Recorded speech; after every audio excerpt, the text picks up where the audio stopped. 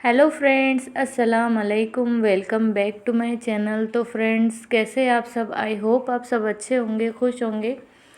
तो फ्रेंड्स, मैं हूँ आयशा और स्वागत है आपका मेरे यूट्यूब चैनल पे। काफ़ी ज़्यादा वक्त गुजर चुका है, मेरी वीडियोस बिल्कुल भी नहीं आ रही है क्योंकि फ्रेंड्स आप सभी को पता है कि मेरी बीमारी के चलते मैं वीडियोस बिल्कुल भी नहीं बना पा रही हूँ। कभी कभी मेरी वीडियोस आती है, मैं सोचती हूँ कि मैं वीडियो शूट करूँ और फिर जब वीडियो में वॉइस देने का टाइम आता है ना, तभी मेरी आवाज़ एकदम से बंद हो जाती। आवाज़ एकदम से बंद हो जाती है का मतलब है कि ना बीमार मतलब मेरे को थोड़ा सा पेन होने लगता है मुंह के अंदर। तो इसी वजह से ना मैं फिर वॉइस रिकॉर्ड नहीं कर पाती हूँ, तो फिर मेरा वीडियो बनाने का कोई मतलब ही नहीं रहता। काफ़ी दिन तक एडिटिंग करके पड़ी रहती है, लेकिन वॉइस ओवर मैं बिल्कुल भी नहीं कर पाती हूँ। जब मुझे अच्छा लगता है थोड़ा सा, मुझे ऐसा लगता है कि अभी मेरी वॉइस अच्छे से निकल रही है, तभी मैं वीडियो एडिटिंग करती हूँ। एडिटिंग वगैरह करके रख देती हूँ, फिर उसमें वॉइस नहीं दे पाती मैं। तो फ्रेंड्स, जैसे कि आप सभी को पता है कि काफ़ी टाइम से मेरा बीमारी वाला पीरियड चल रहा है, तो इसी वजह से मैं बिल्कुल भी शूट वगैरह नहीं कर पाती ना। और मेरा सफ़र तो यही तक चलता है कि हॉस्पिटल से घर, घर से हॉस्पिटल। तो काफ़ी टाइम हो गया था, मतलब काफ़ी ज़्यादा साल हो गए थे मैंने मूवीज़ वगैरह नहीं देखी थी। तो फिर मैंने अपने कज़न के साथ प्लान बनाया कि चलो मूवी देखने चलते, इसी वजह से थोड़ा मूड वगैरह फ्रेश हो जाएगा, अच्छा भी लगेगा। तो हम लोगों ने सडनली प्लान बनाया, तो हम लोग चले गए थे मूवी देखने के लिए। फिर जैसे ही मूवी देखने के लिए जा रहे थे ना, तो मेरे दिमाग में ही नहीं आ रहा था कि मुझे वीडियो वगैरह रिकॉर्ड करना चाहिए, शूट करना चाहिए। फिर जब मैं वहाँ पे थिएटर में पहुँची ना, तब सडन मुझे समझ में आया कि मुझे शूट करना चाहिए। बोला कि आप लोग बोलो, लेकिन उनकी इतनी ज़्यादा कच आवाज़ आ रही थी ना कि समझ में ही नहीं आ रहा था। तो फिर मैंने उनकी आवाज़ वगैरह जो है ना म्यूट कर दी थी। फिर मैंने सोचा कि चलो सारा ही वॉइस रिकॉर्ड ही कर लेते हैं। तो इस तरीके से मैं थिएटर में गई। हम लोगों ने मूवी को काफ़ी ज़्यादा इंजॉय किया और आंटी लोग थी हमारे बाजू में, बहुत मतलब मूवी को बहुत ज़्यादा इंजॉय किया। और मुझे काफ़ी सालों के बाद जब मैं थिएटर में गई ना, तो मुझे बहुत ज़्यादा अच्छा लग रहा था। मूवी भी काफ़ी अच्छी थी।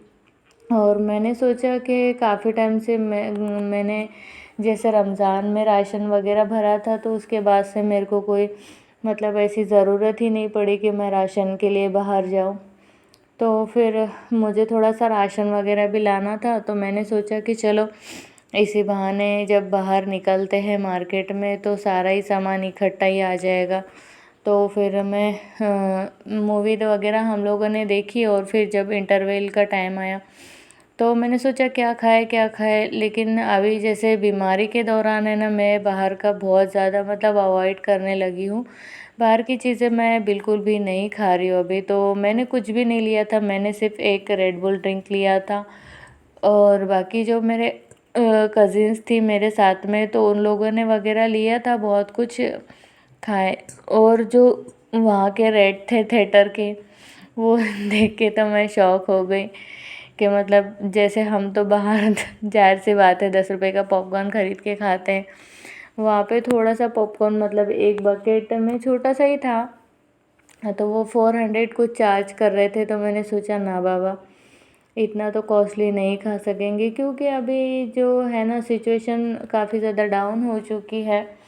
और आप सभी को पता है कि जॉब वगैरह भी नहीं हो रही है। मैंने जैसे 2-4 जगह पे इंटरव्यू दिया था, तो मैंने जो सोचा था कि मैं जॉब ज्वाइन करूँगी, लेकिन कैसा है कि सडनली मुझे पेन वगैरह स्टार्ट हो जाता है ना, तो फिर मैं नहीं कर पा रही कुछ भी। तो मैंने इंटरव्यू वगैरह दिया, तो मैंने सोचा था कि मैं जॉइन करूँगी, लेकिन फिर कैसा है कि मुझे सडनली पेन स्टार्ट हो जाता है। तो फिर मुझे वापस से हॉस्पिटल के चक्कर लगाने पड़ते हैं। तो इसी वजह से फिर मैं गई तो सही, मेरी ट्रेनिंग चालू हो गई थी। 2-3 दिन मैंने ट्रेनिंग की और फिर वापस से मुझे पेन स्टार्ट हो गया। तो फिर मैंने सोचा कि चलो अभी नहीं करते हैं। जब मेरे को अच्छे से रिलीफ़ हो जाएगा तब मैं देखूँगी उसके बारे में। तो ऐसा इस तरीके से चल रही है मेरी जर्नी बहुत ही ख़तरनाक मोड़ से। मतलब मुझे ना अभी लाइफ में कुछ भी इंटरेस्ट नहीं आने लगा है। ऐसा लगता है ना कि मेरा सफ़र जो है हॉस्पिटल से लेके घर और घर से लेके हॉस्पिटल, बस यही चल रहा था। फिर जब मूवी वगैरह ख़त्म हुई तो मैं बाहर आई। बाहर आने के बाद देखिए इस तरीके से हमारे यहाँ पे नागपुर में तो 2-3 ही मॉल है, ज़्यादा नहीं है। लेकिन मैंने तो सिर्फ 2 ही मॉल देखे हैं, ज़्यादा नहीं देखे। अगर ज़्यादा मॉल सबसे ज़्यादा मॉल मैंने बेंगलोर में देखे और वहीं पे मैं जाती थी थिएटर वगैरह में।